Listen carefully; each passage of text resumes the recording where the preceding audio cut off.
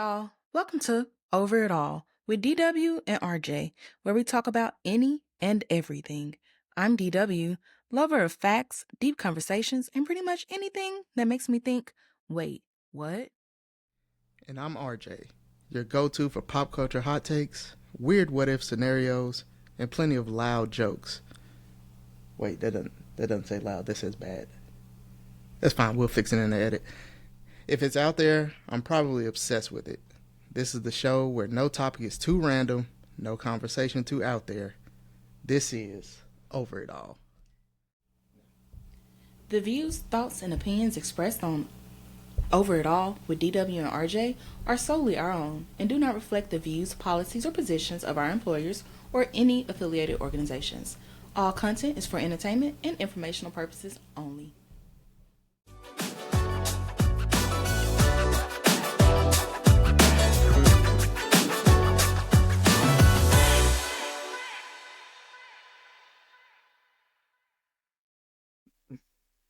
Hey y'all, welcome back to Over It All with DW and RJ. I'm DW. And I'm RJ. And we're finally back with another episode after some more technical difficulties. I know, no one is surprised. At this point, I don't think it's technical difficulties. I just think the tech is what it is. Difficult tech is a part of the process. So yeah, this episode is gonna be focused on aging, grief, gains, just navigating life and the transitions that we encounter on our journeys. Someone just made the big 3-0. That was me. How are you feeling? I feel the same, the exact same. You're a week into it, so how are you feeling? I'm feeling more annoyed by the world than ever. That's how I feel. Okay. Why? Because once you get to 30, that's when it really sets in. That the shitty world? Yeah, you just can't, yeah. It's like you fighting with everything to try to change it. And nothing really wants to change. So you got to find your little pockets. Stick to them. Yes, and love and just... You just want to go to work, come home, take a nap. Yeah. Well, it's like I want to wake up in the morning, get ready to go to work, take a nap, go to work, take a nap, come back from work, take a nap. I just want to take a lot of naps. I just feel like, I don't know. I feel like that's like a tool oppressors use because we don't have the energy to organize and resist. You know, that's why it's big ups to the organizers out there who do that shit, because that's work. It is work, and it is poorly compensated work. The results are, so few and far between, for the results that they want. But the work has to be done. So like I said, more power to them. And yeah, I just, I think that's a tool to keep us down, because where we get the energy from where it's going to come from when we have to commute, when we have to be at work 8, 9, 10 hours. Where is that supposed to come from? Then you got to throw in going to the gym on top of that. Yes. So speaking of the gym, we have recommitted ourselves to our fitness journeys. So I've done 3 days of working out. I have 2 more days to do for myself, but I might just make it one day just to be realistic. It might just happen tomorrow. I'm not sure how I feel Sunday. It depends on how I feel. I'm not going to force myself if I don't. I'm going to say you just started. Yeah, just started back. We just started back. So I'm trying not to go overkill, but I do know that I have really, really, really bad negative self-talk, and like that, that negative, just like when it comes to something I need to do, it's really easy for me to talk myself out of doing it. If I'm like, oh, I'm hurting, so I'll do it tomorrow, or nope, don't really feel like it. I'll do it tomorrow. It's really easy for me to fall into that. So, that's why I got up yesterday and worked out, because I'm just like, I felt like it. Mm-hmm. Why not do it? I'm able to do it just get it done. So, I think it's really important for me to try. At least if I put my clothes on, put my shoes on, I'm halfway there. We do have the treadmill here. We do have some dumbbells here. So even if I don't make it to the gym, I can still do something here and get a good workout in. So, that's the type of things like the redirection I have to do with myself because I know how easy it is for me to just talk myself out of it. Like, it's nothing. It's nothing to me. That's nothing. That's light work. So, yeah. I'm just thinking, like, starting off again, shooting for like 3 to 4 times a week is good when you're starting back. I feel like if you're doing less than 3, man, it's not you're gonna fall out of it real quick because that's too many days where you kind of not doing anything. Okay, but if that's all someone is able to do, then that's all they're able to do. Well, yeah, if that's all they're physically able to do, then it makes sense. But I'm speaking from the perspective of you and I. Okay. Yeah, us. Okay, and our abilities. Okay. Mm-hmm. Yep. So, which means that we've been trying to eat to our plans. We both met with separate dietitians. Just to get some guidance. We both have our own individual goals. So, it's like we're taking this shit serious this time. So, yeah, we'll see how it goes. But yeah, we plan to go to the gym tomorrow, not as early as we do when we have to go in to work on site, but we're going tomorrow. And yeah, I'm excited.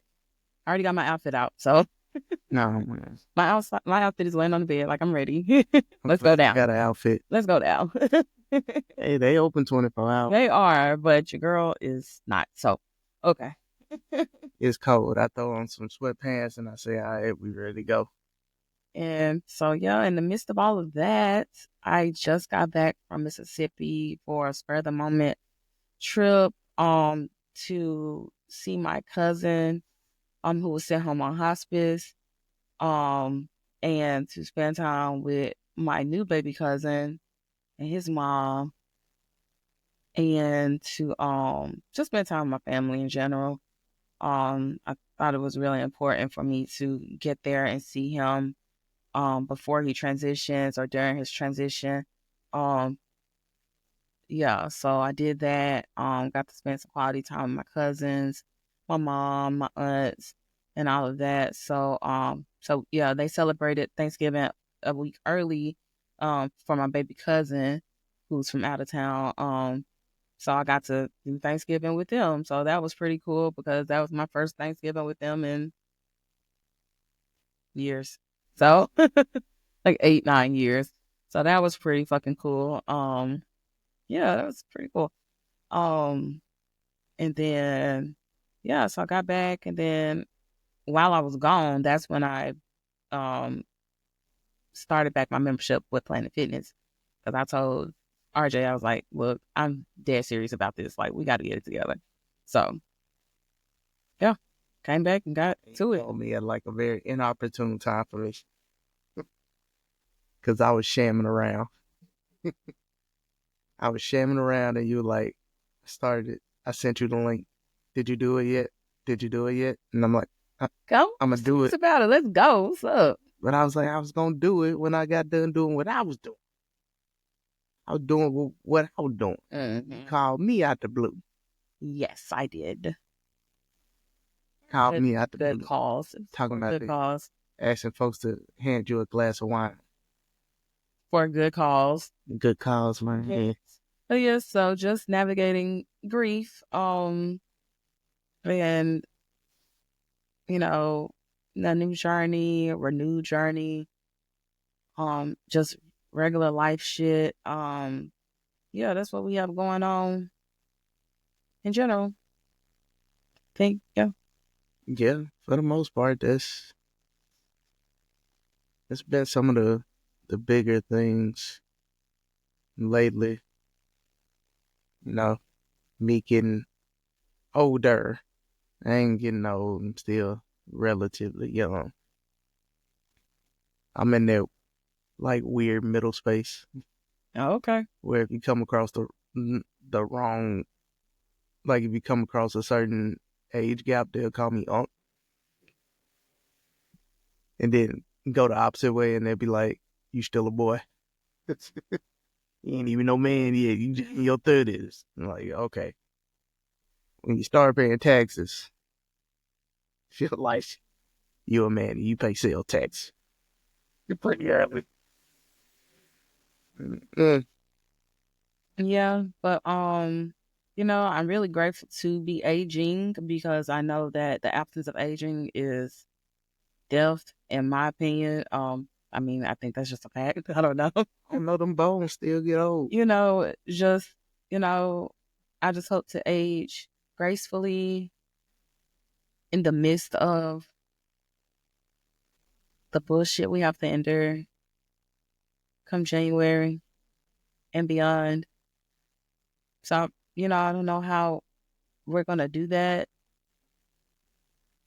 but I know I come from people who have survived and thrived at times and endured. So, that gives me faith that we're going to be okay. So that's what I'm holding on to right now. Nah, yes. The landscape in large ain't gonna be much different because a whole bunch of folks already don't got your like self-interest, like the self-interest of the collective human beings here. They don't have that as a focal point anyway. Okay. So it's just like they chipping away, they're gonna keep chipping away. It's kind of been a bit surprising because I don't know if you heard about like the Senate and the House basically like telling Trump, yeah, we not finna just let you appoint anybody. And like that's just a big surprise. Where he just like, what do you mean? You're supposed to do what I say, and they just like, no. Checks and balances, bitch. No, we don't. So, it might be, it's gonna be the same amount of chipping, it looks like. Chip away. I'm gonna see what they can get away with. Dip a little toe into the deep end, see how far they can go, and then as soon as they get cut off, they gonna decide to be like, hey, whoa, maybe we took it a bit too far. And then they're gonna try again next year, and the next year, for the next 4 years at least. Unless they figure out a way to be like, hey, let's get that term limit removed. And then speaking of grief, my family has experienced grief. I'm gonna say consistently throughout the year because in the beginning with March with my mom, she survived, but it was scary for a while there. Just not knowing if she was gonna pull through, if what else was gonna happen, or with her surgery or procedures, what was gonna happen with that. So and then after that, and my cousin passed, and I feel like they really haven't processed it fully. But like I'm not saying there's no time limit on it, but it's just, the fact that, they had hopes and dreams for my cousin that are just, gone now that he's gone. So, I think that's really hard for them to just talk about and just to, think about and just acknowledge. Because, they supported him and wanted, so much more for him. And just wanted to support him at his games and, through college events and things of that nature. And, it's just, that's no more. So it's not going to happen anymore. So I think it's really eating them up still. And now with my cousin passing now, I think it's kind of compounded. So yeah, we're gonna see how it goes. But like I tell my mom, like, you have a right to cry, you have a right to be sad, you have a right to grieve what you thought was going to be, what you thought was going to happen, what would have been, the hopes and dreams you had or have, like you're going to miss this person because this is somebody you were used to seeing. This is somebody you're used to talking about, talking about, to others. So I'm like, of course it's normal. Like, I'm like, it's very much so normal to be distraught. Like, it's okay to let it out, to not be able to hold it together, because you don't have to do that. Like, you do not have to do that. That is, you're not a superhuman. You're only human. So I just think and then I just think in our communities, I just don't think we talk about death enough. Because like I said, I I don't always think about death, but it's kind of like I don't really understand how you can't think about death when we know for a fact, like it's a guarantee to living things and living beings. Like, we know that death is going to come.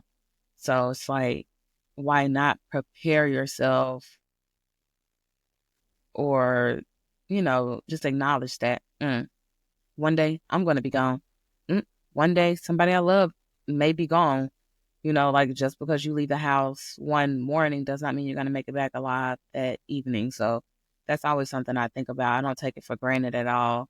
That's why I always tell you to be safe and all of that, because I know it's not you, but people just be distracted driving and just trying to get somewhere fast. And it's just, I don't know. You just don't know. You never know. So it's just, yeah, I think we need to be more open about death, about how people die, whether, they die by suicide, if they die from cancer or some other terminal illness, or, some um debilitating disease, disorder, condition. Just talk about it, because, you know, someone else may experience that, or may have experienced it. I don't think there's really no full way to fully prepare for death, but like, you can get your documents in order, you can get your house in order, so that people won't be scrambling if something happens to you, to try to figure out what to do. Because like I said, we're guaranteed to die. Like, we just don't know when usually, or how, for the most part. But yeah, I think that's something. Yeah, I talk about that a lot though. So I think death is talked about a lot, actually. It's just the context in which it should be talked about.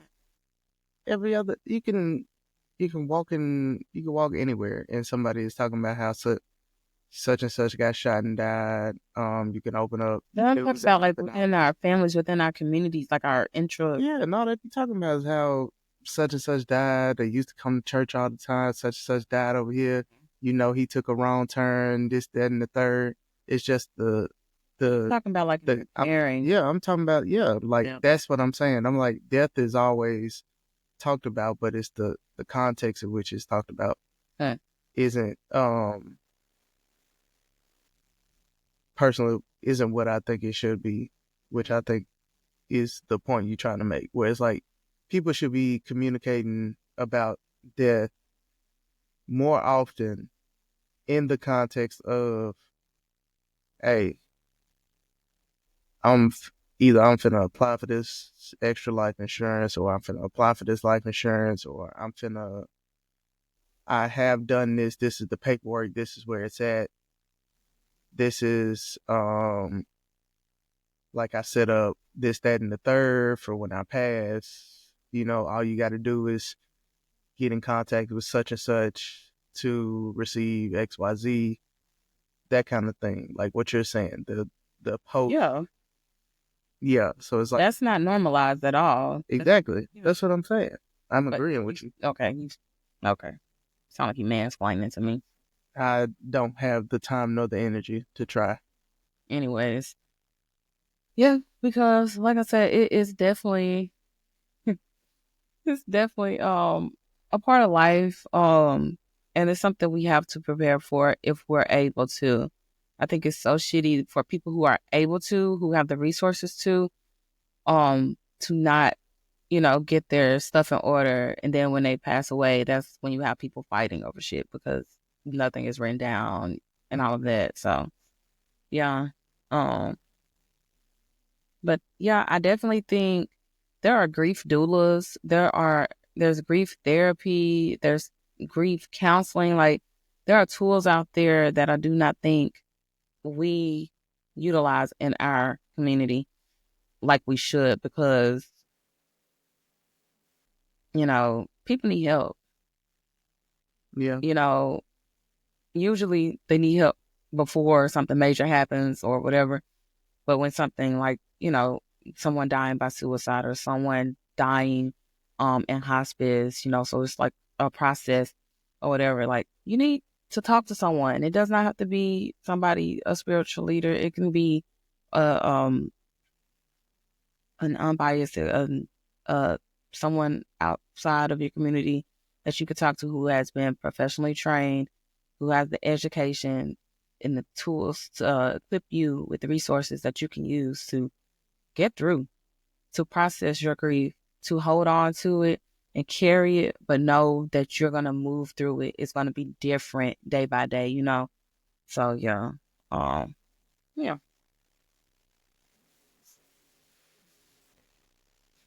Yeah. Because, yeah, like you said, it's going to happen. It's always going to happen. And it's not going to stop happening. Nope. What did they say? Funeral homes, daycares. I thought it was a third thing. What did they say? The three industries that's always Oh, you can be popular. I thought it was three things, but we know funeral homes and daycares. So babies gonna be made, people gonna die. Yeah. I guess you could say hospitals. Yeah, healthcare, I think. People get sick. Yeah. Healthcare. But yeah, so you might be like, why the fuck would you be getting back in the gym right now then with all of this shit going on? And I would counter that with why the fuck not? Because life is gonna keep lifing.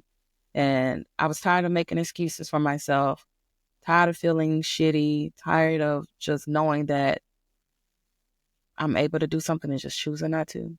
And it's working against me. Like it is not helping me at all. Like I can feel the weight gain on my knees, my back.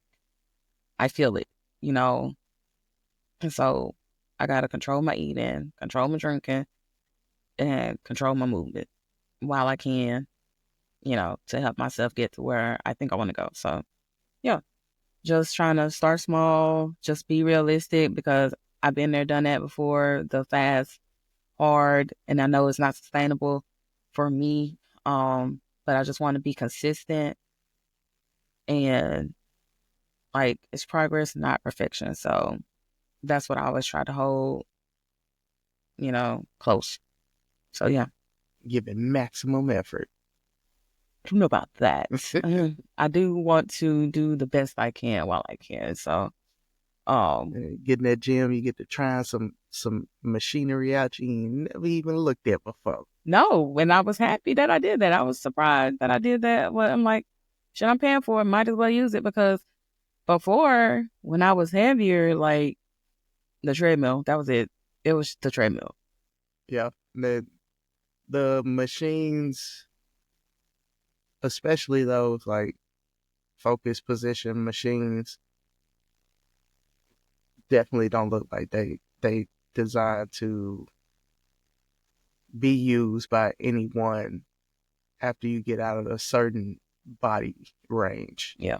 Because it's like, even if you move the stuff around, like I shifted some stuff and I'm like, you look at it, it's only like 3 kind of settings for it. It's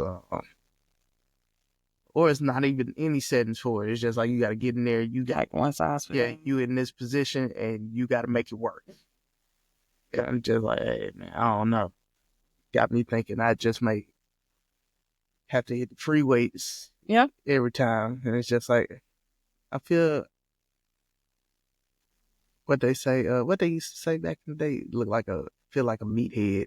What you asking me for back in the day? What you trying to say? You used to do, look now, don't act like you would do no sports. Older than you. Don't act like you do no sports. Don't act like you didn't. You was out here, you was volleyballing. When you was real little, you was hooping. I know meatheads. I'm just saying, you could have been in the weight room at some point. Yeah. In the cafeteria eating my weight in food. But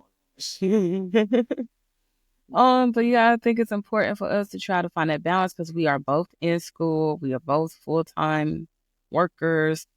We have to commute to work. And yeah, we're both on fitness and health journeys. So it's going to be challenging, but anything worth having is worth fighting for. So I'm with it. So unless your professor get too annoying. And you still got to be about that life in spite of. You got to be about that life in spite of. The act of communicating with your professor when they're annoyed. No, I ain't going to do that. No. I don't take too much of me not to talk to nobody anyways.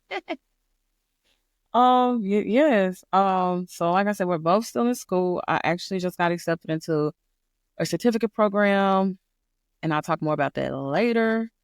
But I need like 80 credits or like 86 credits. I don't even know. There's a lot of fucking credits I'm gonna have to get. They are undergraduate courses. There's a lot of science classes, some nutrition classes. Nervous as fuck because I'm like, that's a lot of credits. But I'm like, I did it before. But also before I was not working full time. And I also was not working out. Like, I wasn't doing that. Well, you're going to have to work out something in your schedule. Get that stuff done. No.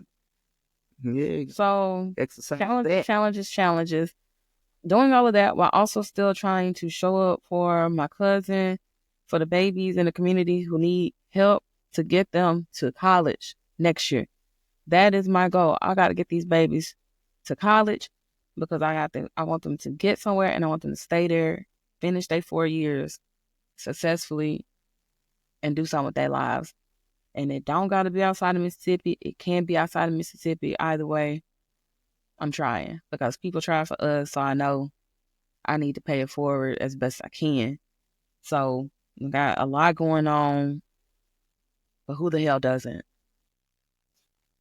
Everybody do. Like, bitch, I'm not special. I'm not special. You're not special, bitch. Like, be for real. You know? Like, I just, I do stuff. I don't know. I sometimes probably be overstepping and stuff, but at the same time, I'm like, if people don't know, like if these kids, especially with all this social media and stuff, like we grew up with some social media, but it wasn't like as heavy as it is now. To me, like it's just constant access to something. Like we did not have that until like high school. I don't know. Maybe like middle school they did MySpace or some shit. I don't know. I never did MySpace. I never did that. So never do the Bebo. Folks is out here, black people in tech. MySpace and Bebo, you had your page, doing all kinds. Yes. But they gotta know that, I don't know, like you can see a future for them bigger than the future they even see for themselves. Like my cousin friend talking about the CNA. I love the CNAs, baby. We love all levels of nurses. Like we love them all because it takes everybody, because the doctors do so little. It takes all the nurses to get just the shit done, okay? But I'm just like, baby, you are intelligent as hell. You are capable. You have nothing holding you back. Why would you not want to go for an RN, physician assistants or something? Like something. Like, why limit yourself? As a start, okay, cool. But where are you going then? So, I'm just like trying to find internships and things for them because I'm like, they need to get the college experience. Like, I didn't get college experience, like a residential experience, I don't think until my senior year after I graduated and I did SSP, I think. That's what I remember anyways. So I think it's important. I'm like trying to give the youth something I didn't even do. As a rising senior, I'm trying to give them opportunities that I didn't get. So, so they can see like, oh, I can really go out here and go somewhere else and do something with my life. I don't have to limit myself to just being right here close to my mama, my grandma, or my daddy, and just, no, go off and make something of yourself and then come home if that's what you want to do. So that's all I'm trying to instill in these kids. It's tough because these kids are something else. I'm so tired. I'm too old for this shit, honestly. What they say, they gon' choose to do what they want to do. I know, but they won't be able to say nobody tried. That's true. And because I chose what I did. Nobody forced me to go to Tougaloo or do anything. So I understand. But I'm going to present the opportunities with them, and I'm going to back my shit up. Like, I'm going to back my words up. Say what I mean and mean what I say. So they'll know that, oh, this person really fought for me, like, to get somewhere and make something of myself. So that's what I'm trying to be to them, because I had people do that for me. Yeah. Right. Because I'm trying to think. I think first time I was fully exposed to college, I think it was the summer after my sophomore year, high school, I believe. Heard you did SSB, I thought. No, that was your between your. That was junior and senior year, yeah. Sophomore year, it was like some kind of basketball camp or something. In Mississippi State, if I'm. Mama always kept us in something. I don't know why they sent me to a basketball. I was wondering that when you told me that yesterday. Look, I ain't never had no hoop dreams.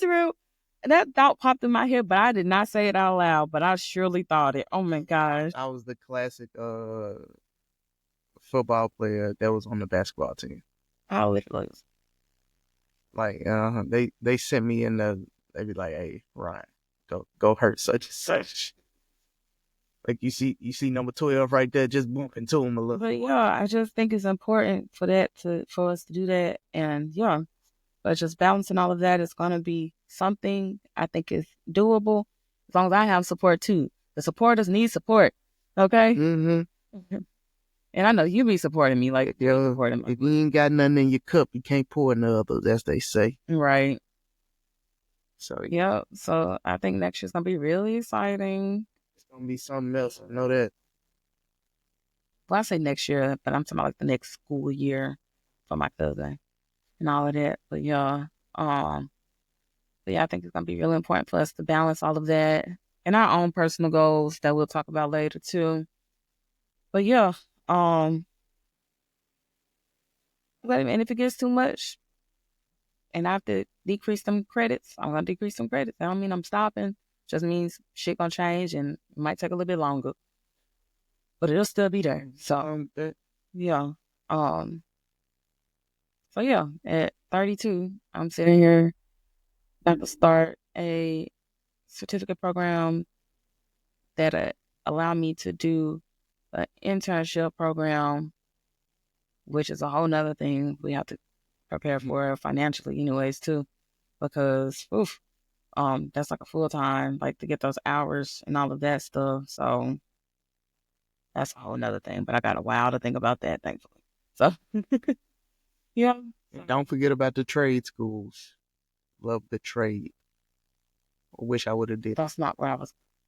I don't know. I'm just throwing it out there. I was just saying. Think that. I know people reinvent themselves all the time, like in their 40s, 50s, all the time. So I know, I have examples of that. So I know it's not like foolish or too late to be doing this, and all of that. So just have to be prepared physically, mentally, and just whatever gets you through and gets you motivated and gets you to hang in there and accomplish what you set out to do, then that's what you got to stick to. So that's what I'm holding on to. Yeah. I don't know. What else been going on? You've been Pokemon going. Not Pokemon. You've been doing that, but you've been doing those cards too. Yeah, I have. You trading cards. I have. I mean, you want to talk about it? Do I want to talk about it? Maybe. That's what you've been up to, though. Yeah, that's what I've been up to. People what I've been up to. I ain't been up to too much. I'm just, Them I'm trying to get me Pokemon going. I'm trying to get back in my groove, man, where I come down here, sit on couch, play my game. That's what I'm trying to do. You about to hang that up. See? Look at that. Not me. You got school. You be Pokemon going. You be doing the car stuff. School stuff, easy. And then you an uncle. Yeah. And then you my husband. So you do what I tell you to do. Man, as they said, can't remember who said. Can't remember if it was Mike Epps or Bernie Mac. Said, fuck them kids. Please. Knowing you would run up there right now if they say, buddy. Oh, man. And you gone. I already know it. Did my time today. You did your time today. Exactly. That's why I came on downstairs. I love them. I'm like, okay, now TT got to come do this episode because I told myself I was going to do this episode tonight. So, yeah. So we're just trying to get back in the groove of things, establish new good habits. Yep. Break old bad habits that's not serving us currently and all of that. So, yeah, I don't know. I guess we ain't got too much else. Nah. We were just trying to give, you know what I'm saying, a little update. Let folks know that we ain't gone. We still here. We still here. Grieving. And we jamming. Figure out a Pokemon going. time schedule. Card trading. I ain't trading nothing yet. So card collecting. We gonna aging. I don't collect it. See, being a baddie. You want your card, hit me up. Let's see if we can make a play happen. So we'll catch y'all on the next episode. Thank you for listening. If you made it this far, and tell a friend to listen to us, y'all. We appreciate you so much. Till next time.